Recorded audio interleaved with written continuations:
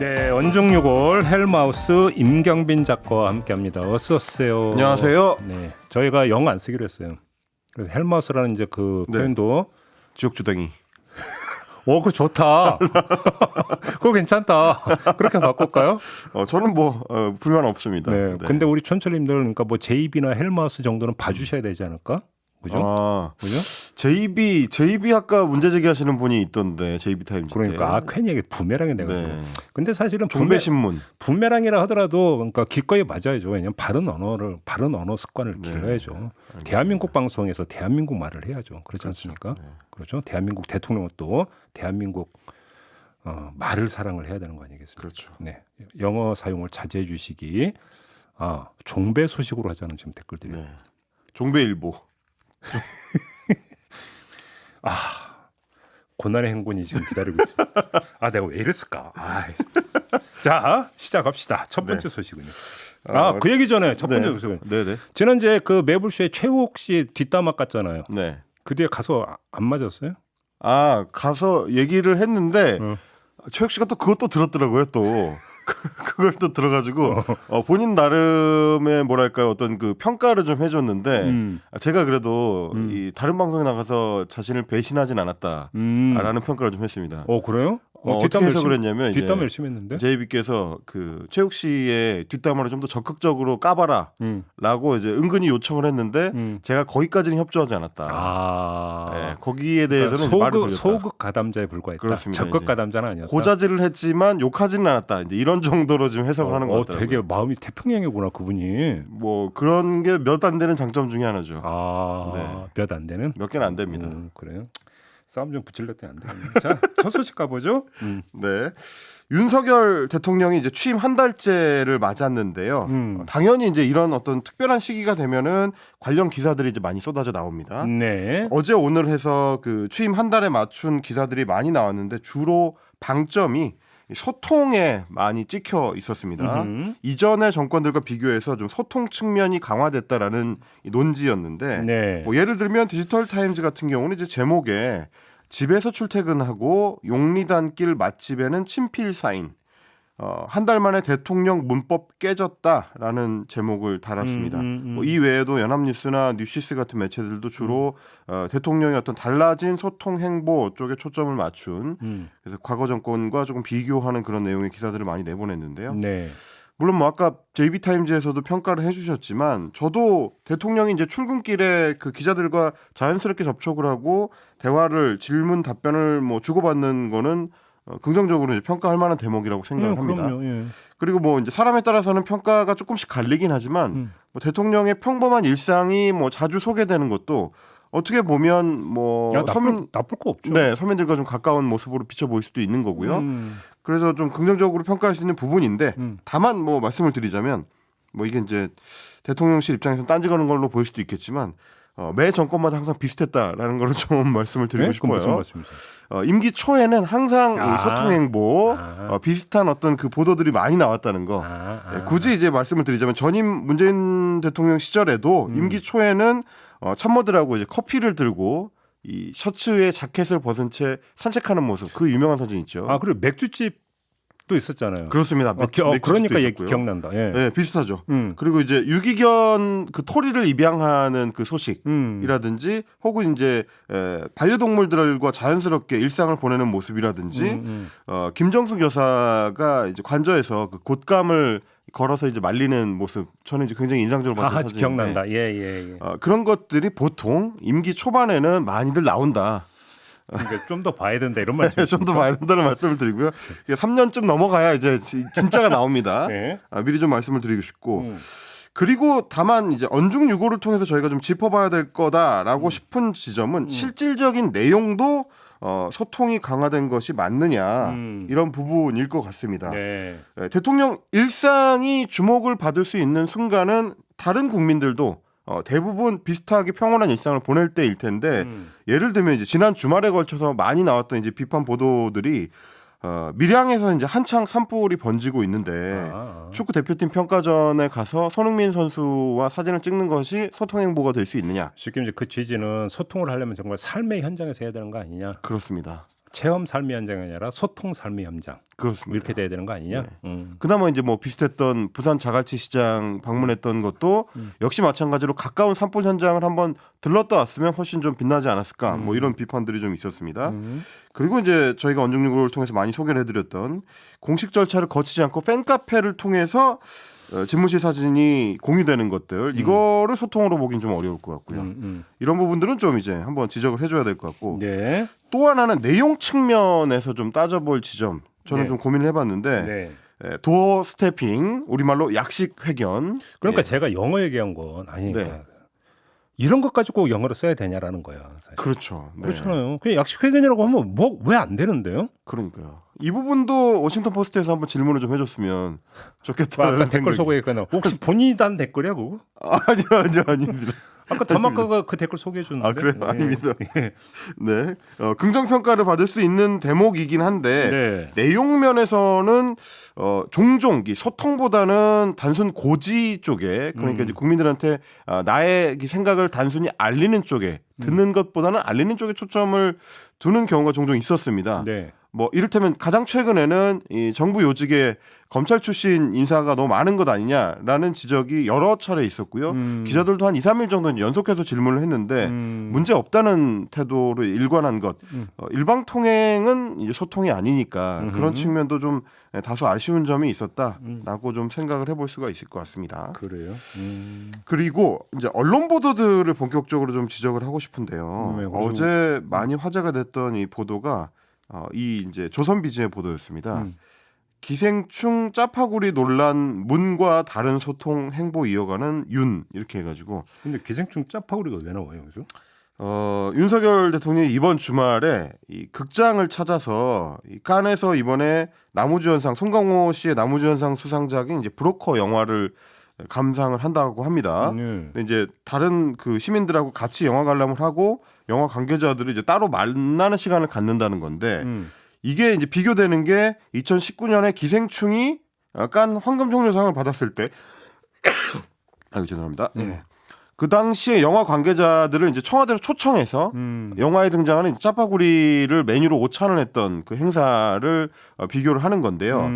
그러니까 이제 청와대로 관계자들을 초청하는 것과 영화관에 직접 가서 만나는 것을 이제 비교하고 이제 다른 시민들이 있느냐 없느냐 이제 이걸 비교하면서 이 행사의 형식 측면에서 조금 더 소통을 강화한 것이다라는 이제 주장을 하는 겁니다. 근데 저는 그게 과연 그런가라는 게 첫 번째 의문이었어요. 저는 어느 게 더 소통이냐는 떠나서 네. 일반 관람객과 같이 영화 보면 일반 관람객들 핸드폰을 안 털 텐데.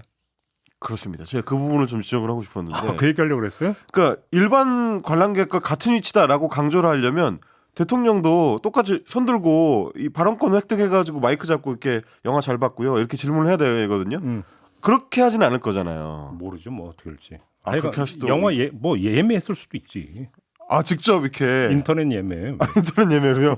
애플리케이션으로 이렇게 해가지고 그 부분 한번 확인해봐야 되겠네요. 네. 지금 저희가 계속 지금 아이디어를 주고 있는 것 같아요. 그럼요. 대통령실에서 이걸 받아가지고. 저도 모바일 앱으로 해서 이렇게 해서 예매해서 보는데. 그렇죠. 그러니까 다른 팬들처럼 이제 똑같이 참여를 하는 방식으로 가면 더 좋겠다라는 생각이 들긴 하는데 다만 이제 뭐 말씀드리고 싶은 거는 이제 2020년에 그 행사 이제 소위 짜파구리 행사만 하더라도 어쨌든 코로나19가 워낙 좀 확산되던 시절이라 직접 이제 영화관을 찾기는 어려웠던 사정이 일단 1차적인 게 하나 있고요.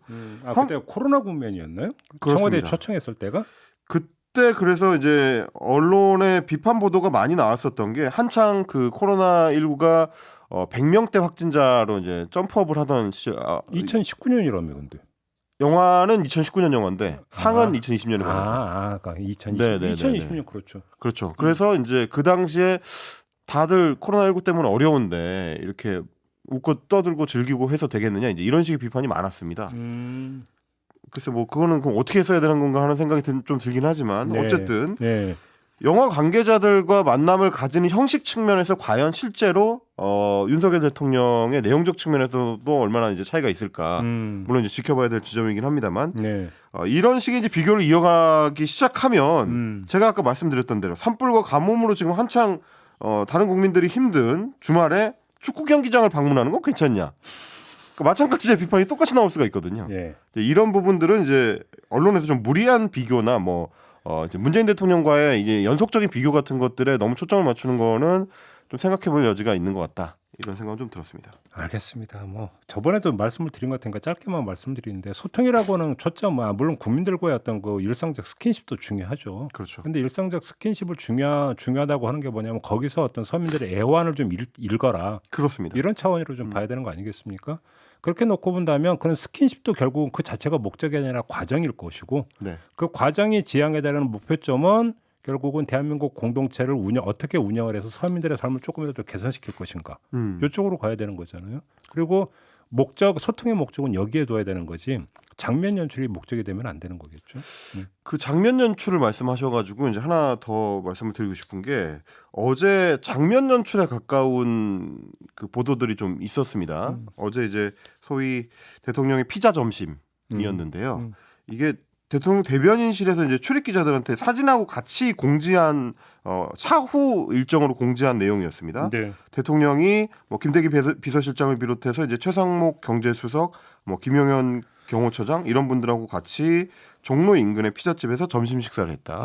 근데 마침 최상목 경제수석이 생일이어서 생일 축하를 겸한 자리가 됐다. 이제 이런 그럼 혹시 얘기였습니다. 피자에 초 꽂은 건가요? 초는 안 꽂았더라고요. 이제 점심 식사를 하고 나서 이제 가까운 청계천을 이제 산책했다. 이제 이런 얘기들이었는데 그래서 동아일보 같은 경우는 이제 청계천 옆 사진관이라고 해가지고 뭐 우연히 이제 사진 기자가 그 지나가는 대통령을 보고 사진을 찍어서 이 단독 타이틀을 붙여가지고 보도를 했더라고요. 근데 이제 내용들을 보면 이건 그냥 뭐 어떻게 보면 단순하게는 뭐 일종의 서민 친화적 행보에 가까울 수는 있을 것 같습니다. 대통령도 경제수석이나 대통령 비서실장과 함께 피자를 먹고 다른 서민들처럼 이제 같은 점심 식사를 하고 산책을 한다.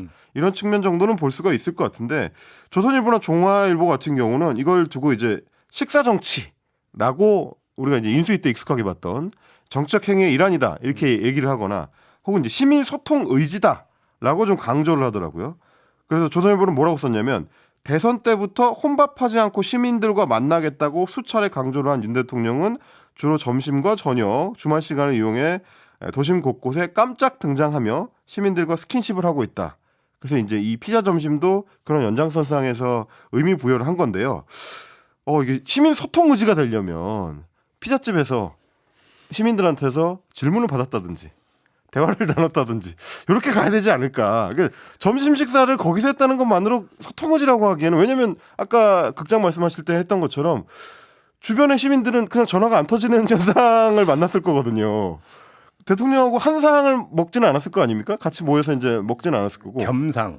겸상. 네. 사진도 보면 그 주변에 다른 시민들은 앉아 있지는 않아요. 그 테이블만 따로 이제 마련이 돼 있는 걸 볼 수가 있었기 때문에 이게 과연 이제 시민들과의 소통까지 언급할 수 있는 거냐?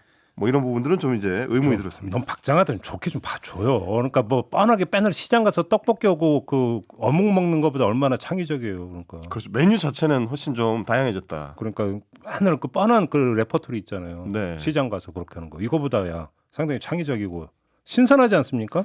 그렇습니다. 뭐 솔직히 저도 말씀드리면 대통령이 어디 식사를 갔다고 하면 어딘지 일단 체크를 해둡니다.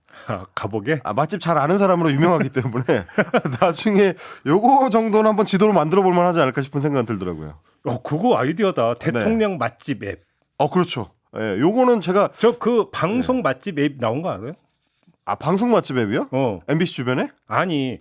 방송에 소개된 맛집만 골라서 이렇게 소개하고 찾아가 그러니까 저기 하나 앱이 있다니까. 근데 그거는 종종 이제 광고성도 있어가지고. 이거 대통령 맛집 앱은 아이디어 이거는 내가 냈어요. 네. 지금 내가? 그래요? 그러니까 아이디어를 줘야 돼. 처음에 제가 말씀드렸던 것 같은데. 그래도 용어는 내가 먼저. 네, 알겠습니다. 알겠습니다. 나중에 이제 JB 맛집 앱도 같이 해가지고 경쟁을 한번 붙여보도록 하겠습니다. 맛집 하나 차리는 게 얼마나 좋을까 싶은데 솜씨가 없어갖고 이 정도로 하죠. 네. 뭐 대통령 한 달인데 너무 박정했다 생각하지 마시고 언론과의 소통도 더 적극적으로 해주시면 좋겠다는 의미로 준비를 해봤습니다. 자, 다음 이야기로 넘어가죠. 자, 화물연대의 그 파업이 지금 나흘째 이어지고 있는데요. 이 화물연대 파업에 대해서 윤석열 정부의 대응 자체에 대한 이제 논란도 좀 많지만 우리 언론들은 과연 잘 대응을 하고 있을까 싶어서 좀 어제 들여다봤습니다. 네. 포털을 보면 주로 이 나오는 키워드들이 화물연대에 긍정적이지 않은 키워드들이 많더라고요. 소주 대란이라든지 자동차 출고 지연, 뭐 레미콘 시멘트 공장 가동 중단, 그렇게 이제 주로 파업이 초래하는 불편 쪽에 집중한 헤드라인들이 포털 뉴스에서는 주로 많이 좀 노출이 되는 모습이었는데 너무 익숙한 보도여서 뭐 그렇습니다. 파업만 하면 뭐 언론은 항상 이러잖아요. 우리 이제 미디어 비평 1세대인 JB께서는 사실 초반부터 항상 이 부분 지적해 왔을 뭐 그런 부분인 것 같아요. 아니 그러니까 뭐 버스나 지하철이 파업하면 시민 뭐 그 발을 볼모로 삼았다고 그러고. 네. 그렇잖아요. 네, 감사합니다.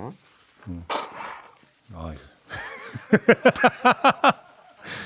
방송 사상 최초로 제가 천철님들 아주 정중하게 양해를 부탁드리겠습니다. 네, 양해를 부탁드립니다. 저도 처음 봤어. 코 푸는 거는 야 심하다 진짜. 저희 PD가 근데 저는 네. 충분히 공감. 제가 비염이 심하거든. 네. 그래서 그러니까 아마 그 본 분들 그러니까 뭐 방송에서 콧물 질질 흘리는 경우도 있었거든요. 근데 풀지는 않았어 나는 그래도. 네. 야. 오늘 제일 그 후회되는 게 뭐냐면 마스크를 쓰고 할 걸 이런 생각이 엄청 드는데요. 우리 촌철님들이 방송을 집중하기 힘들다고 하셔가지고 제 흐르는 콧물을 닦아주고 싶어서. 오늘 새로운 게 여러 가지가 나오고 있어요. 네. 야, 방송 중에 그 코를 푼 최초의 출연자. 야, 기록 세웠다. 이게 진짜 안타깝네요. 왜냐면 다른 출연자가 있으면 제가 어떻게 그러니까 RM님이 다른 말씀하시는 동안에 이거 어떻게 해보겠는데 RM님이 시원하세요라고 지금 시원해요? 이게 충분치 않습니다. 네. 잠시 후에 한 번 더 시도를 해보도록 하겠습니다. 예. 당황스러워서. 예. 아무튼, 우리 네. 정말 그 촌철님들이 따뜻하시네요. 이렇게 따뜻한 말씀을 많이 건네주셔가지고 감사합니다. 이어가 보도록 하겠습니다. 그래서 이 파업에도 우리 언론들이 따뜻한 시선을 좀 보내줬으면 좋겠는데 아니 콧물이 흐를 수도 있고요. 기침을 할 수도 있죠. 이제 그런 부분 지적할 수 있지만 그럼에도 불구하고 왜 콧물이 흐를 수밖에 없는지 저의 알레르기 갖다 붙이기 또 뭐렇게 갖다 그냥 해 그냥. 네. 체질에 대해서 걱정해 줄 수 있지 않습니까? 마찬가지로 화물연대가 왜 파업에 나설 수밖에 없었는지 지금 이제 논란이 되고 있는 이 안전운임제의 내용이나 이게 발생하게 된 배경은 뭔지 뭐 혹은 중재에 굉장히 소극적으로 대하고 있는 이제 국토부에 대한 어떤 비판적인 내용이라든지 정부 자체가 지금 법대로를 강조하는 문제에 대해서는 어떻게 생각하는지 이런 부분들이 좀 더 강조가 되면 좋겠다. 혹은 적어도 균형 잡히게 보도가 되면 좋겠다라는 생각은 들었는데 잘 눈에 띄지가 않았습니다. 지면 기사를 보더라도 마찬가지인데요. 대표적으로 이제 조선일보입니다. 조선일보의 지면은 주로 파업의 부정적 이미지를 강조하고 효과를 축소하는 뭐 이런 보도가 많이 나왔는데 물류 운송을 방해한 화물연대 18명 체포 이 제목의 기사가 어제 일면 보도였습니다. 네. 그래서 내용도 보시면 국토부가 이제 집계를 해본 바에 따르면 화물연대 노조원의 이제 참여율이 떨어졌다. 첫날에는 40%였는데 둘째 날에는 29%대로 떨어졌다라는 점을 강조하는 내용이 들어 있었습니다. 그만큼 이제 파업의 효과성이 떨어지고 있다라는 점을 이제 이야기하는 것이고요. 8면에도 보면 뭐 연속되는 기사입니다만은 안전운임제가 적용되니까 화물 운임비가 급격하게 올랐다라는 화주 측의 이제 주장을 되풀이하는 기사들이 많이 있었습니다. 네. 뭐 비슷하게 뭐 운영비가 급격히 올랐다든지 경유값의 급등에 따라서 유가 변동 금액을 운임에 반영해줬다. 네. 지금 화물연대가 이제 무리한 주장을 하고 있다는 이 화주 측의 이 입장을 반영한 내용들이 좀 주였습니다. 예. 다만 반대로 화물연대 같은 경우는 유류세 인하를 해주긴 했지만 동시에 유가 보조금이 같이 삭감이 됐기 때문에 저희 인터뷰 다뤘잖아. 그렇습니다. 언론 시선 집중에서는 충분히 다뤘었는데 이런 내용들이 화주들의 코멘트와 함께 섞이는 바람에 전체적으로는 좀 희석되는 그런 방식의 보도가 많았습니다. 예. 그래서 저희가 대신 좀 포털에는 충분히 소개가 안 됐으니까 언중유고를 통해서라도 화물연대 측 입장을 반영한 기사들을 좀 소개를 해드리는 게 균형 맞추는 데 좋겠다 싶어서 몇 가지를 좀 준비를 해봤습니다. 네. 한겨레 같은 경우는 어제 같은 날 조선일보와 정반대의 일면 기사를 실었는데 머리 기사에 15년차 컨테이너 화물 기사 김아무개 씨의 이제 인터뷰를 배치를 했는데요. 네. 새벽 6시에 일을 시작해서 다음 날 오후 1시입니다. 다음 날 오전 1시도 아니고요. 오후 1시입니다. 24시간 넘게 이제 한 탕을 끝내는 이 시스템으로 돼 있는 이런 그 업무 환경에서는 안전 운임제까지 사라지게 되면 지금은 이제 이런 식의 운영을 한 달 12탕 정도 하는데 이게 서너 탕 정도를 더 채워야 생계 유지가 된다라는 내용을 소개를 했습니다. 오늘 탕이 많이 나오네. 탕탕이. 갑자기 낙지탕탕이를 낙지탕탕이 먹고 싶다. 네. 넘어가요. 네. 알겠습니다. 이렇게 해도 5월 한 달 동안 이제 김아무개 씨가 쥐게 된 돈이 실질 소득으로 한 140여만 원 정도 된다는 건데요. 예. 근데 사실 뭐 이 내용에 대해서는 언론 매체마다 다 다르게 접근을 합니다. 그래서 뭐 조선일보라면 이렇게 접근하겠죠. 매출이 1,000여만 원 정도 된다. 그런데 거기서 뭐가 포함되어 있는 거를 충분히 반영을 하지 않느냐. 기름값이 670만 원인데 이게 이제 화물 차주들 같은 경우는 개인 사업자이기 때문에 본인이 기름값을 내야 되고요. 요소수 60만 원에서 70만 원 정도, 통행료 80만 원 정도, 그리고 엔진오일과 타이어 가격이 한 달에 30만 원 정도라고 계산을 하면 실제 손에 떨어지는 돈이 140만 원이다. 그러니까 전혀 다른 내용이 될 수가 있는 거죠. 이런 부분들을 이제 소개하느냐 안 하느냐가 차이가 좀 있었고요. 네. 오마이뉴스 같은 경우도 비슷했는데 뭐 30년간 하이트진로 청주 공장의 운송 일을 맡았던 70대 노동자 지금 파업에 참여하고 있는 네. 이 노동자의 인터뷰를 직접 싣기도 했습니다. 아니 그러니까 저는 한 말씀만 드리겠는데 지금 쟁점은 딱 하나잖아요. 안전 운임제. 그렇죠. 그러면 화물연대가 이 문제 전혀 제기하지 않다가 갑자기 어느 순간에 갑툭 튀라고 네. 갑자기 뭐 그 총파업 들어간 것도 아니고 경고 파업도 했잖아요. 그렇습니다. 주의를 환기시키기 위해서. 그다음에 여기까지 오게 된 거는 약속 위반을 누가 했냐면 국토부고 국회가 있잖아요. 그렇죠. 그러니까 일몰이 되기 그러니까 1년 전에 그러면 이 평가 보고서 국토부가 마련해서 국회에 제출하고 국회는 가갖고 검토하기로 했잖아요. 다 안 했잖아요. 국토부는 제출 안 하고 국회는 법안이 계류만 돼 있는 상황이죠. 아니 그러면 이 사태를 몰고 온 장본인은 국토부고 국회니까 여기부터 일단은 그 속칭 조져야 되는 거 아닙니까? 그렇습니다. 언론이?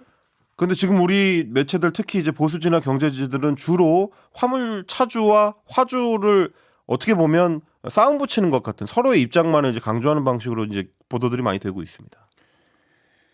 아니 우리 언론 다 대다수 언론이 파업에 참으로 적대적이라고 하는 것은 어제 오늘의 이야기가 아니에요. 네. 파업에 적대적이라고 하는 것은 그만큼 뭐 사업주 자본에 편향되어 있다라는 다른 표현이겠죠. 그렇죠. 근데 그러려니 하겠는데 그래도 정도껏 좀 하자. 그래도 사리 분별을 가지고 이건 아닙니다라고 할 건 좀 해야 되는 거 아닙니까? 그렇죠. 저는 좀 이 아이템을 준비하면서 놀라웠던 게 이게 진보 매체나 보수 매체가 노동자들의 파업에 대해서 상반된 태도를 보이고 논조가 전혀 다르다. 특히 이제 경제지나 보수지 같은 경우는 이제 뭐 노조 측의 입장을 제대로 반영하지 않는다라는 비판은 이런 미디어 비평은 2000년대 초반에 한국의 미디어 비평이 도입된 이래로 20년 동안 계속해서 반복되고 있는 거거든요. 그렇죠. 그러니까 이게 화물연대 파업이라는 이번 사안에 대해서만이 아니고 매번 반복되던 비판인데도 불구하고 왜 이렇게 안 고치냐. 정말 지겹게 말 안 듣는다라는 생각은 좀 들었습니다. 광고주가 딱 버티고 있는데 바뀌겠어요 그게? 그러니까 저는 이 파업 관련 보도 나올 때마다 꼭 드는 예가 있는데요. 프랑스 월드컵이 1998년이었죠. 그렇습니다. 제가 그때 기억나는 게 그 월드컵 개막일을 코앞에 두고 그때 프랑스 이제 그 비행사 노조가 있을 거예요. 아마. 네. 그러니까 그 조종사 노조 파업 들어갔거든요. 네네네. 파업 들어갔어요. 그러니까 뭐냐면 기회는 찬스라고 이때 우리 이제 권익 올려야 된다고 파업했는데 네. 프랑스 언론들이 나서서 왜 국익을 저해하면서 왜 국가적 대사에 죄를 뿌리냐라는 보도한 거 못 봤거든요. 물론 뭐 참고로 제가 프랑스어를 모르기 때문에 모든 걸 다 체크하지는 않았습니다만. 근데 프랑스에서는 뭐 그러려니 했다라는 거예요. 그렇죠.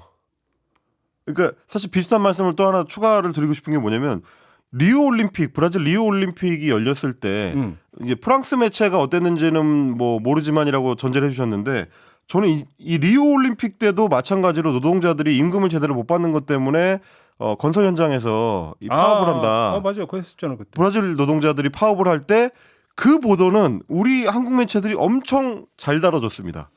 그들의 입장이 어떤 건지. 브라질 언론이 아니라 한국 언론. 브라질 나 그래서, 노동자들의 파업에 대해서는 한국 언론들이 굉장히 잘 다뤄줬어요. 브라질 노동자들이 얼마나 어려운 상황에 처해 있는지. 난 그래서 지옥주댕이가 포르투갈어를 잘하나 순간적으로 전혀 아닙니다. 우리 조선일보나 중앙일보나 동아일보가 그때는 브라질 노동자들의 파업에 대해서는 굉장히 좀 우호적으로 잘 다뤄줬는데 왜 한국 노동자들의 파업에 대해서는 같은 잣대를 사용하지 않는지 그게 좀 안타깝다라는 생각이 좀 얼른 들었습니다. 근데 지옥주댕이 착착 감긴다. 괜찮다. 어감. 지옥주댕이. 괜찮은데? 이거 혹시 저 방심에 걸리는 건 아니겠죠? 빨리 넘어가야겠다. 네, 알겠습니다. 자, 정독하다라는 말씀 좀. 그다음에 정도 좀 걸어라. 정도를 걸어라. 그러니까 그런 파업 쟁점에 대해서는 좀 제대로 조명하는 이건 기본 중에 기본이잖아요. 그렇죠. 기본은 좀 하자. 이 말씀 좀 꼭 드리고 싶고요. 자, 마지막 이야기 넘어가죠. 마지막 이야기는 이제 기자단과 관련된 얘기를 좀 드리고 싶은데요. 저희 언중유골에서도 한번 다뤘던 법조 기자단의 문제. 네. 뭐 다른 그 기타 출입처들, 정보기관이나 출입처들에 대해서도 출입 기자단의 어떤 폐쇄성 문제는 여러 번 얘기가 됐었지만 그 중에서도 가장 심한 곳이 이제 법조 기자단이다라는 말씀 드렸었고요. 여러 번 법조 기자단 얘기는 많이 나왔죠. 그렇습니다. 그 법조 기자단이 워낙에 폐쇄적으로 운영되다 보니까 법조 기자단에 들어가지 못하는 그럼에도 불구하고 취재를 해야 되는 기자들이 모여서 비법조 기자단이라는 조직을 이제 뭐 느슨하지만 이게 채팅방 형태로 채팅방으로 단톡방 형태로 물론 이제 그 등록도 해가지고 열심히 이제 같이 움직이고 있는데 비법조 기자단을 구성해가지고 운영을 하고 있는데 최근에 거기서도 비슷한 파열음이 났다는 보도가 어제 나온 겁니다. 아니, 왜요? 그러니까 이게 이제 이 비법조 기자단의 참여 자격을 묻는 투표를 또 이 단톡방 내에서 이제 하려고 하다가 문제가 된 건데요. 아이고, 예. 이 내용이 이겁니다. 지난달 31일에 단톡방에 4개 안건에 대한 투표를 붙이는 공지가 올랐는데 그중에서 문제가 된 게 이런 내용의 질문이었습니다. 현재 속해 있는 단톡방은 기자 모임인데 취재 기자가 아닌 다른 직군, 예를 들면 PD나 카메라 기자가 참석해 있어도 되는가라고 질문을 넣고 그거에 대한 응답 그 문항이 취재 기자만 있어야 한다 혹은 취재 기자 외의 직군도 참여가 가능하다 이렇게 돼 있습니다. 근데 이제 이 비법조 기자단의 그 대부분의 구성원은 기자들로 돼 있기 때문에 만약에 이 설문을 그냥 진행했을 경우에는 참여가 불가능하다가 나올 가능성도 있는 거고 그런 걸 떠나서 애초에 왜 이런 식의 질문을 하느냐, 왜 이런 식의 이런 투표를 진행을 하느냐 때문에 탐사 보도를 하는 이제 뉴스타파 그리고 셜록의 취재진이 항의성으로 단톡방을 탈퇴를 했다 이런 얘기였습니다. 그러면서 했었던 얘기가 뉴스타파 PD 협회가 성명을 냈는데요. 법조 기자단 카르텔이 부적절하다는 비판이 나온 뒤에 꾸려진 비법조 기자단이 이 차별을 똑같이 답습하고 있다. 그러면서 PD가 기자보다 비표를 분실할 가능성이 높다고 판단할 것인가? 라고 이제 물었는데 이게 왜 그러냐면 이 투표를 붙일 때 그 명목으로 달았던 게 기자들한테 이제 출입을 할 수 있게 기자 비표를 나눠주는데 그 비표가 이제 분실된 게 법원에서 문제가 됐다는 겁니다. 법원에서 이제 또 분실하면 문제 삼겠다 이렇게 얘기를 해서 관리를 좀 용이하게 하기 위해서 그리고 유령 회원들을 정리하기 위해서 기자단 정비가 필요하다 이런 얘기를 했다는 건데요. 기자단을 그러면 정비를 하면 되지 왜 PD나 촬영 기자 같은 다른 직군의 사람들은 내보내야 된다는 취지의 투표를 진행을 하느냐 이런 문제제기가 된 거죠. 옛말에 이런 말이 있죠. 욕하면서 닮아간다고. 싸우면서 닮아간다고. 그러면 정말 안타까운 게 되는 게 그러면 출입 기자단을 비판했던 게 내가 거기 못 들어가서 비판했다는 얘기가 되는 거잖아요. 그런 거죠. 그 행태가 아니고 나를 껴주지 않은 거에 대한 울분이 그러면 그게 기자다운 비판은 아니지 않습니까? 그렇죠. 근데 왜 저한테 왜 그러세요? 왜 빤히 보고 저한테 왜 이랬어요? 제가 무슨 기자단 간사도 아닌데. 제가 이제 단톡방에 들어가 있는 건 아니라서 거기서 문제 제기를 할 수가 없어가지고. 근데 저는 이제 이 논란을 보면서 제 기억도 하나 났어요. 그러니까 저는 뭐 이런 식의 이제 기자단에 참여하거나 이런 건 아니었지만 취재라는 게 항상 이제 취재 기자를 통해서만 이루어지는 건 아니기 때문에 아니 이건 사실 정답이 있잖아요. 아니 PD 저널리즘이라고 하는 개념도 있잖아요. 그렇습니다. MBC PD 수첩이 가장 대표적이고요. 그러면 PD 저널리즘을 구현하기 위해서는 PD도 취재를 해야 될 거 아닙니까? 그렇습니다. 실제로 취재를 합니다. 많은 PD들이 현장 취재를 합니다. 그럼 그건 뭡니까? 그러니까 그러니까요. 그걸 일단 하나 반문을 하고 싶고 그다음에 기자단을 그 구성을 하고 정부 부처가 기자단하고 협력을 하면서 지원을 하는 이유가 뭡니까? 그들이 이뻐서 그럽니까? 그러니까요. 국민의 알 권리를 대변한다고 해서 국민 상대하기 위해서 그러는 거잖아요. 거기서 기자 PD가 뭔 상관이 있어요? 그러니까요. 다 이해가 안 되네 정말. 그 사실 뭐 우리 청취자분들이나 유튜브로 시청하시는 분들을 위해서 잠깐 설명을 드리자면 저도 느껴봤는데 이제 탄핵 정국 때 그 당시에 이제 헌법학자들한테 저는 이제 JTBC 그 팩트 체크에서 일하던 당시인데 일종의 이제 취재 작가처럼 일할 때요. 일반적인 방송 작가 롤은 아닙니다만 거기서도 그 헌법학자들을 대상으로 대통령에 대한 이제 형사 사법 절차를 진행하는 게 가능하냐? 왜냐하면 불체포 특권이나 뭐 이제 기소당하지 않는 특권이 대통령한테 있으니까 수사는 할 수 있느냐 대통령에 대해서 네. 이 부분은 이제 그 당시에 저희가 방송 프로그램에서 헌법학자들 전수조사를 한 적이 있어요. 오. 그러니까 전국 각 대학에 있는 헌법 전공학자들한테 헌법학회 회원들 전수. 그렇습니다. 학회 회원들을 대상으로 전수조사를 해야 되는데 그 학회 이 연락처 목록만 있으면 굉장히 쉬운데 이걸 구하기가 어려운 거죠. 그래서 결국은 학회 회원 명단 다 있을 텐데. 회원 명단인데 전화번호를 바로 수배하기가 어려우니까요. 그러니까 예. 시간을 짧게 이제 줄이려면 그게 필요하니까 네. 그때 취재 기자, 그러니까 법조 취재 기자한테 물어보니까 쉽게 나오더라는 거죠. 그러니까 사실 이런 부분 어떤 아주 쉬운 고리들이 이제 출입 기자냐 아니냐에 따라서 굉장히 좀 갈라지는데 그렇죠. 정작 취재를 하는 사람은 꼭 취재 기자만은 아니다. PD 저널리즘 말씀하셨지만 뭐 지난 대선 때 같으면 이제 그 김건희 씨의 육성 인터뷰를 YTN이 보도했었는데 그 보도를 YTN의 서운수 PD가 했었다든지 뭐 이런 내용들을 보더라도 취재 현장에 함께 하는 거는 방송 작가일 수도 있고 PD일 수도 있고 촬영 기자일 수도 있다는 거. 이런 부분이 충분히 반영이 돼야 법조 카르텔, 법조 기자단 카르텔에 대해서 문제 제기를 했던 진정성이 좀 더 소구력을 가질 수 있지 않을까 뭐 그런 생각이 들었습니다. 뭐 아니 뭐 이 자격증 사회에서도 이 뭐 개방을 해야 되네 말아야 되네 뭐 이렇게 지금 뭐 이야기하고 있는 판에 누가 기자 자격증 줬습니까? 그러니까요.